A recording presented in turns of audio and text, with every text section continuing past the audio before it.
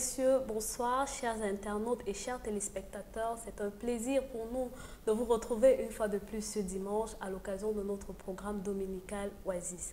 Alors, Oasis, c'est votre pause de rafraîchissement et d'édification biblique. Et ici, nous traitons des thématiques importantes pour assurer notre marche avec Christ. Une fois de plus, ce soir, aujourd'hui, nous allons recevoir notre frère Rostan Yoba. Bonsoir, Rostan. Bonsoir, Déborah. Tu es là aujourd'hui pour nous parler de pourquoi investir sa vie pour Christ, sachant déjà que la semaine dernière, nous avons parlé d'investir sa jeunesse pour le royaume de Christ. Alors, c'est quoi le distinguo? Alors, ce soir, nous allons parler de pourquoi investir sa vie pour le Seigneur. La dernière fois, nous avons parlé d'investir sa jeunesse. Donc, la dernière fois, on a fait le focus sur tout ce qui est caractéristique de la jeunesse, les grâces qui sont associées à la jeunesse et le bénéfice que nous avons lorsque nous investissons notre jeunesse pour le Seigneur. Donc aujourd'hui, nous n'allons pas faire le focus sur la jeunesse comme la dernière fois. Nous allons parler de l'investissement de toute notre vie, parce qu'il faut déjà le noter, la jeunesse est une saison de la vie. Mais cette fois-ci, nous parlerons vraiment de la nécessité d'investir toute sa vie entière pour le Seigneur Jésus-Christ. Okay. En parlant d'investir toute une vie, quels sont les éléments de fond? Alors, lorsqu'on parle d'investir sa vie pour le Seigneur, je dirais que voilà, on peut identifier deux éléments de fond principalement. C'est que le premier élément, c'est qu'il faut, pour donner toute sa vie au Seigneur, il faut être conscient de l'amour de Christ pour nous. Et qui dit être conscient, c'est que voilà, on ne se donne pleinement qu'aux personnes qui nous aiment et dont nous sommes conscients de leur amour. Donc ça, c'est un point très important. Pour qu'une personne puisse investir toute sa vie en Christ, il faudrait que cette personne puisse être consciente que Christ l'aime et qu'elle soit convaincue de cet amour pour elle. Un amour qui se manifeste dans le présent et un amour pour l'éternité. Alors le deuxième point, c'est le zèle. C'est voilà, pour se consacrer, donner toute sa vie au Seigneur, il faut être passionné, il faut avoir un empressement pour le service au Seigneur. Il faut avoir une passion pour la cause de servir Dieu, parce qu'on ne sait avec passion qu'une personne qu'on aime et dont on est convaincu de son amour. Alors, conscient de l'amour de Christ, ayant manifesté tout ce zèle pour Christ, alors pourquoi est-ce qu'une personne, qu'est-ce qui peut pousser une personne à s'investir pour Christ? Alors, qu'est-ce qui peut pousser une personne à s'investir pour Christ? Je dirais déjà peut-être qu'il faut qu'on revienne un peu qu'on rappelle d'où l'on vient. Pour nous, enfants de Dieu, j'aimerais aborder la situation de l'homme avant Jésus-Christ. La Bible nous parle en Romains 5, verset 12. La Bible dit, « C'est pourquoi, comme par un seul homme, le péché est entré dans le monde, et par le péché, la mort. Et qu'ainsi la mort s'est étendue sur tous les hommes, parce que tous ont péché par un homme le péché. » Donc en fait, c'est l'histoire du péché originel qu'on connaît assez bien, où le péché est entré dans le monde par le biais d'Adam et Ève. Et ce péché a eu trois conséquences principales sur l'humanité. La première conséquence que je peux déjà noter, c'est que l'homme ne se sentait plus à l'aise dans la présence de Dieu. Donc voyez-vous, lorsqu'on parle dans Genèse 3, qui raconte assez bien l'histoire, au verset 3, Dieu appelle Adam et il lui dit, « Où es-tu » Et Adam répond au Seigneur, « J'ai entendu ta voix dans le jardin et j'ai eu peur parce que je suis nu et je me suis caché. » Donc le péché d'Adam et Ève avait fait en sorte que l'homme ne se sente plus à l'aise dans la présence du Seigneur. Donc là, c'était une conséquence vraiment notable du péché d'antan. Donc le deuxième point, c'est que l'homme a été séparé de la présence permanente de Dieu. Donc dans le même livre de Genèse 3, au verset 24, la Bible dit, c'est ainsi qu'il chassa Adam. Donc Dieu avait chassé Adam dans le jardin d'Éden, voilà, à cause du péché qu'ils avaient commis. Ils avaient désobéi. On connaît bien le commandement que le Seigneur avait donné à Adam et Ève, tu mangeras de tous les fruits, sauf de ce fruit-là, le fruit de la connaissance du bien et du mal. Donc la troisième conséquence sur l'humanité du péché d'Adam et Ève, c'est que l'homme a connu la mort spirituelle et a commencé la pratique du péché. Donc Paul le rappelle aux Éphésiens, dans le livre d'Éphésiens 2, à partir du verset 1 et 2, il dit, « Vous étiez morts par vos offenses et par vos péchés, dans lesquels vous marchiez autrefois. » Donc Paul faisait cette épître aux Éphésiens pour leur rappeler qu'ils étaient morts par leurs offenses et par leurs péchés. Donc en réalité, le péché a occasionné la mort spirituelle qui est la séparation d'avec Dieu, et le péché a développé en l'homme la pratique du péché. Donc voilà déjà un peu quelques conséquences, s'il faut qu'on parle un peu de l'historique, pour commencer par là. Ok. Et si on revenait sur les œuvres du péché dans la vie de l'homme? Alors les œuvres du péché, bien évidemment, ces conséquences sur l'humanité, on a parlé du fait que l'homme connaisse la mort spirituelle et qu'il commence à pratiquer le péché. Pour ce qui est des œuvres du péché, la Bible le dit dans Romains 1, verset 29 à 30. Verset 29, il dit « Ils sont remplis de toutes sortes d'injustices, d'immoralité sexuelle, de méchanceté, de soif de posséder et de mal. Leur être est plein d'envie, des envies d'adultère, des envies de vol, d'ivrognerie, etc., de meurtre, de querelles, de ruses, de fraude et de perversité. Rapporteurs, ils sont aussi médisants, ennemis de Dieu, arrogants, orgueilleux, vantards, ingénieux pour le mal et rebelles à leurs parents. » Donc là, c'est quelques conséquences quand on parle vraiment d'œuvres du péché dans la vie des hommes. Quelques-unes, bien évidemment. Alors, les conséquences, elles sont nombreuses. Hein. Je vais lire une qui concerne le cas qui est décrit dans 1 Corinthiens 6, verset 9 à 10. La Bible dit « Ne sachez-vous pas que les injustes n'hériteront point le royaume de Dieu ?» J'aimerais poser cette question à nos fidèles auditeurs. Ne sachez-vous pas que les injustes n'hériteront point le royaume de Dieu? Ne vous y trompez pas.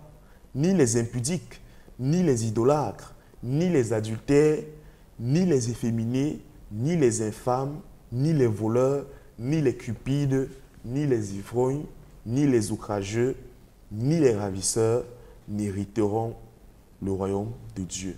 Ce sont les conséquences du péché. Et cette conséquence, elle est claire. La première, c'est que nous n'hériterons pas le royaume de Dieu.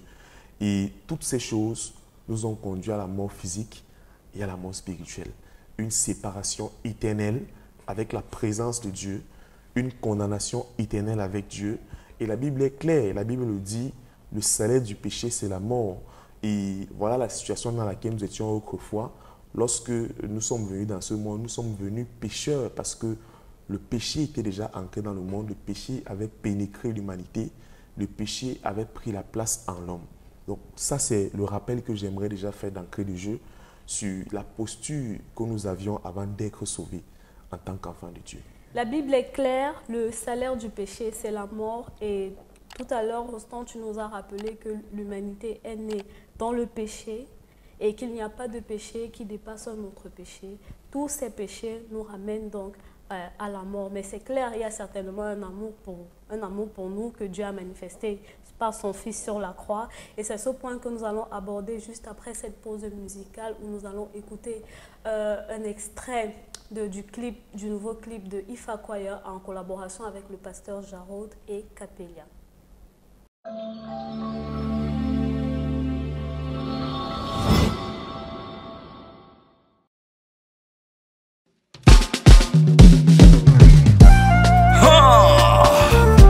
Jésus-Christ est Seigneur, il est roi des rois. Nous sommes assemblés pour l'adorer. Est-ce que tu es prêt?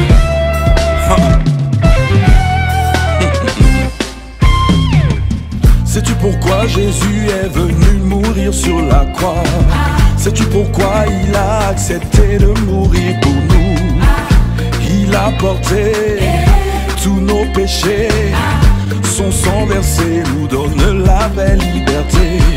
Sais-tu pourquoi Jésus est venu mourir sur la croix? Sais-tu pourquoi il a accepté de mourir pour nous? Il a porté tous nos péchés. Son sang versé nous donne la vraie liberté. Élevons le saint nom de celui qui nous a sauvés. Proclamons sa victoire, son amour nous a rachetés. Acclamons Jésus-Christ, car il est le vainqueur. Le roi romain vers lui en signe de reconnaissance. Les nuages sont la poussière de ses pieds. La terre et le ciel ne peuvent le contenir. Capella, comment? Sais-tu pourquoi je n'ai plus à faire aucun sacrifice? Sais-tu pourquoi Jésus-Christ est devenu mon délice? Le dernier sacrifice, Jésus l'a accompli, et le cœur du Père a été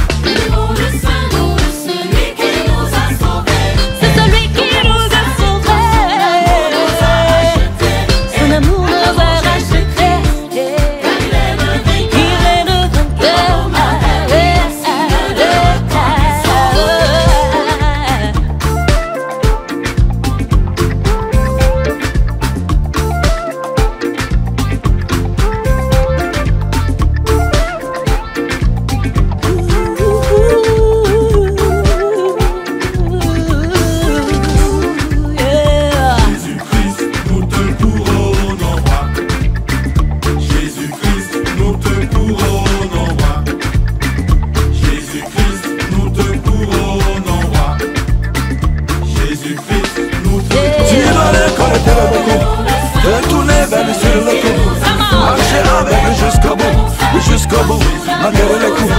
Tu vas le connaître beaucoup. Te tourner vers le ciel, marcher avec lui jusqu'au bout, malgré les coups. Oui, nous te courons. Oui, jusqu'au bout, malgré les coups. Oh mon roi, nous te courons. Oui, jusqu'au bout, malgré les coups. Pas sur notre pays, notre pays, notre pays, notre pays, notre pays.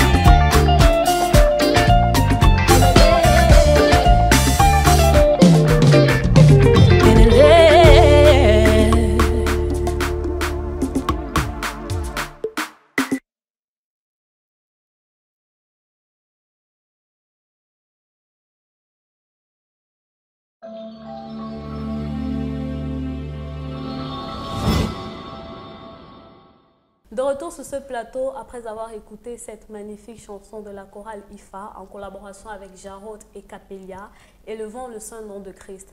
Alors, Rostand, tout à l'heure, avant de nous séparer, nous étions en train de parler de l'amour de Dieu manifesté sur la croix par son Fils Jésus-Christ. Qu'en est-il? Alors, l'amour du Seigneur. Dans le début de l'émission, nous avons d'abord voulu situer le contexte pour expliquer et exprimer ce que nous étions avant d'être sauvés. Donc, j'ai pris l'exemple du jardin d'Éden, ce qui s'était passé. Je parlais du péché originel. Mais j'aimerais, d'entrée de jeu, échanger avec nos fidèles auditeurs pour leur parler de l'amour du Seigneur depuis le jardin d'Éden. Donc, après le péché d'Adam et Ève dans Genèse 3, Dieu a commencé à leur prouver son amour depuis le jardin d'Éden. En réalité, lorsqu'on lit Genèse 3, verset 7, la Bible dit « Les yeux de l'un et de l'autre s'ouvrirent. Ils connurent qu'ils étaient nus et ayant cousu des feuilles de figuier, ils s'en firent des ceintures. » Donc en réalité, Adam et Ève, après avoir connu qu'ils étaient nus, ont décidé de se revêtir des feuilles de figuier. Et nous voyons par la suite que nous comprenons déjà d'entrée de jeu que les feuilles de figuier représentaient la justice et les efforts propres de l'homme pour couvrir leur nudité. Adam et Ève faisaient les efforts qu'ils pouvaient à leur niveau pour couvrir leur nudité devant le Seigneur, mais ces feuilles en réalité étaient vaines devant Dieu et ne pouvaient couvrir la nudité d'Adam et Ève. Et c'est ce que nous expérimentons même parfois aujourd'hui, c'est que les hommes veulent parfois par leur propre justice effacer leurs péchés ou alors faire des bonnes œuvres en pensant que leurs péchés seront effacés. Mais dans Genèse 3, verset 29, la Bible dit « L'Éternel Dieu fit à Adam et à sa femme des habits de peau, et il les en revêtit. » Et au verset 23, la Bible dit « Et l'Éternel Dieu le chassa du jardin d'Éden pour qu'il cultivât la terre d'où il avait été pris. » Donc, Dieu, dans son grand amour, leur fit des habits de peau pour couvrir leur nudité. Et là, nous sommes au verset 21. Le Seigneur a décidé de leur offrir des habits de peau pour les revêtir. Et la Bible dit clairement que le Seigneur les a revêtis. Et c'est à partir du verset 23, donc un peu plus devant, que le Seigneur chasse Adam et Ève du jardin d'Éden. Donc, qu'est-ce que je veux dire par là? Ce que je veux dire, c'est que Dieu, dans son amour, même bien lorsque Adam et Ève avaient péché, Dieu se souciait d'abord de couvrir leur nudité avant de les chasser du jardin d'Éden. Et nous voyons que malgré le péché d'Adam et Ève, Dieu n'a pas retiré l'amour qu'il avait pour eux. La justice de Dieu demandait qu'ils soient chassés du jardin d'Éden, mais l'amour de Dieu demandait qu'ils soient habillés, qu'ils soient revêtus, qu'ils soient couverts. Donc cette scène était déjà une préfiguration de ce que Dieu prévoyait faire pour nous en envoyant son Fils Jésus-Christ, parce que Jésus était effectivement la personne qui pouvait nous justifier, qui pouvait nous laver de nos péchés, qui pouvait nous affranchir de nos péchés. Donc Jésus-Christ était effectivement cette personne qui devait venir nous sauver, nous affranchir. Ça me permet déjà de passer au prochain point qui parle de l'amour du Seigneur démontré en Jésus-Christ. Permettez-moi de lire quelques versets qui vont certainement réjouir votre cœur, fidèles auditeurs. Dans 1 Jean 4, versets 9 à 11, la Bible déclare « Voici comment Dieu a manifesté son amour pour nous. Il a envoyé son Fils unique dans le monde pour que, par lui, nous ayons la vie. Voici en quoi consiste l'amour. Ce n'est pas nous qui avons aimé Dieu, mais c'est lui qui nous a aimés. Aussi a-t-il envoyé son Fils pour expier nos péchés. Mes chers amis, puisque Dieu nous a tant aimés, nous devons nous aussi nous aimer les uns les autres. Et je vais rajouter à ce verset, Romains 5, verset 8, Bible du Semeur. Mais voici comment Dieu nous montre l'amour qu'il a pour nous. Alors que nous étions encore des pécheurs, Christ est mort pour nous. Donc, puisque nous sommes maintenant déclarés justes grâce à son sacrifice, nous serons, à plus forte raison encore, sauvés par lui de la colère à venir. Alors que nous étions ses ennemis, Dieu nous a réconciliés avec lui par la mort de son Fils. À plus forte raison, maintenant que nous sommes réconciliés, serons-nous sauvés par sa vie. Mieux encore, nous plaçons désormais notre fierté en Dieu par notre Seigneur Jésus-Christ qui nous a obtenu la réconciliation. Alors, fidèles auditeurs, au début de cette émission, on s'est posé la question, pourquoi investir sa vie pour le Seigneur? Certainement parce qu'il nous aime et il a prouvé son amour à travers son Fils. Bien évidemment, parce que le Seigneur nous aime et parce qu'il a prouvé son amour envers nous. Nous étions séparés de Dieu, comme nous l'avons dit au début de l'émission. Il nous a réconciliés par son Fils Jésus, parce que Jésus est venu accomplir une œuvre de réconciliation avec Dieu. Nous étions privés de la présence de Dieu et sa présence permanente habite désormais en nous par le Saint-Esprit. Nous étions morts spirituellement. Il nous a donné la vie et la vie en abondance. Bien plus, il nous a donné la vie éternelle. La puissance du péché et les œuvres du péché dominaient sur nous.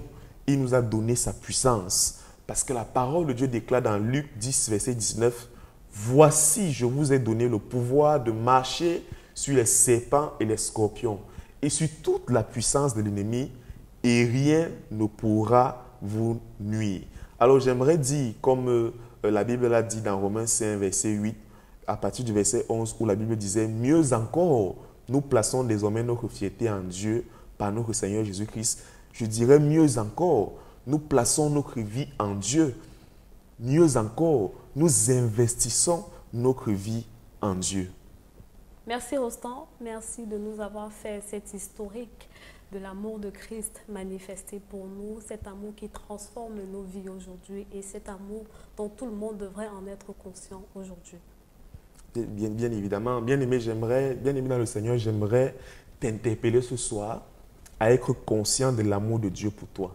Dieu a donné tout ce qu'il avait de plus cher pour toi. Dieu nous a donné son Fils unique. Ce Fils unique est venu nous réconcilier avec Dieu. Il est venu nous affranchir du pouvoir du péché.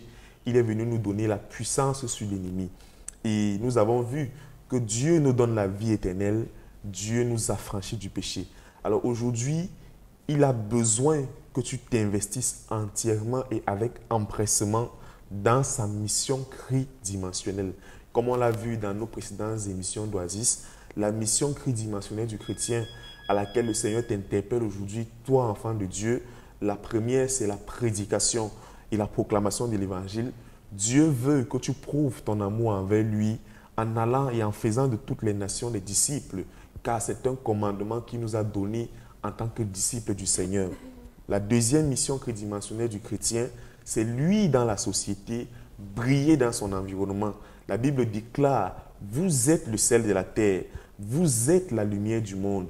Tu as la mission d'être le sel dans ton entourage. Tu as la mission d'être la lumière du monde dans ton entourage. Et la troisième mission, c'est le combat spirituel. Détruire les œuvres du diable. Le Fils de l'homme est venu pour détruire les œuvres du diable afin que les hommes soient affranchis par la vérité. Et nous l'avons vu, Dieu nous a donné la puissance. Alors, à toi qui m'écoutes ce soir, fidèle auditeur, qui n'a peut-être pas encore eu l'opportunité de t'engager pour suivre Jésus-Christ et de faire de lui ton Seigneur et ton Sauveur personnel, tu l'as certainement vu tu l'as certainement vu tout autour de l'émission que Jésus s'est offert pour nous. Jésus nous a réconciliés avec Dieu. Jésus nous a sauvés du péché et Jésus nous a donné de la vie, de l'espérance. Et nous avons décidé de nous investir pleinement en lui. Alors, si tu ne t'es pas encore engagé jusqu'ici à faire de Jésus ton Seigneur et ton Sauveur personnel, j'aimerais t'encourager à te donner à Jésus-Christ, à t'investir pour lui. Et j'aimerais que tu fasses cette prière avec moi si tel est vraiment ton désir de t'engager à suivre Jésus et à donner ta vie à Jésus pour t'investir pour le royaume. Nous prions ensemble. Seigneur Jésus, je te rends grâce pour ces paroles que tu m'enseignes ce soir. Je reconnais que tu m'as aimé, tu as prouvé ton amour envers moi, en ce que lorsque j'étais encore pécheur, tu es mort sur la croix pour moi. Je te prie ce soir afin que tu pardonnes mes péchés, afin que tu me laves, que tu brises la puissance du péché sur ma vie et que tu me donnes une nouvelle vie. Je te confie ta vie ce soir. Je remets ma vie entre ta main ce soir, Seigneur, et je tourne le dos à cette vie que je menais auparavant. Je t'accepte dans ma vie comme mon Seigneur et mon Sauveur personnel. Au nom de Jésus-Christ, Amen. Amen. Et à toi, cher enfant de Dieu, dans le Seigneur, j'aimerais te lire ce dernier verset de Jean 21, verset 15 qui dit « Jésus dit à Simon-Pierre, « Simon, fils de Jonas, m'aimes-tu plus que ne m'aime ceux-ci » Il lui répondit, « Oui, Seigneur, tu sais que je t'aime. » Jésus lui dit, « Paie mes agneaux. » Bien-aimé dans le Seigneur, j'aimerais t'encourager, maintenant que tu sais comment Dieu s'est donné pour toi, le Seigneur veut que tu te donnes également pour lui. Le Seigneur veut que tu paies ses agneaux. Le Seigneur veut que tu paies ses brebis. Que le Seigneur te bénisse. Merci Rostand. L'amour de Christ est disponible. L'amour de Christ est là pour nous depuis la création de l'humanité. Et c'est la raison pour laquelle nous devons nous donner à fond. Pour ce qui est de la cause de Jésus-Christ, nous devons nous investir tel que tu nous l'as présenté tout au long de cette émission. Chers chrétiens, chers téléspectateurs, la balle est dans notre camp. Nous devons nous investir pour Jésus-Christ pendant toute notre vie. Merci d'avoir été des nôtres ce soir. Merci de nous regarder chaque dimanche. N'hésitez pas à laisser vos commentaires dans le fil des commentaires sur notre page Facebook. Continuez à nous suivre également sur notre compte YouTube, émission Oasis TV. Nous vous disons à très bientôt, toujours sur votre émission favorite. Shalom.